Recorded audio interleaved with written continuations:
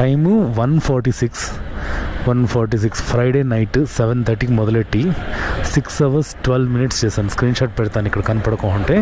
Earning ఎంత వచ్చిందంటే 6 hours 12 minutesకి 1162 14 trips చేశాను అనమాట.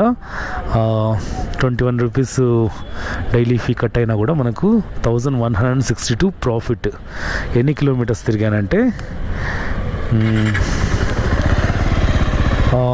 480 దగ్గర స్టార్ట్ చేస్తే ఇప్పుడు 599 600 అనుకోండి, అంటే 120 kilometers. 120 kilometers అంటే నా బండి పెట్రోలు మైలేజ్ 40 to 45 ఇస్తుంది. 40 వేసుకున్నా కూడా 300 rupees పెట్రోల్కి పోయింది.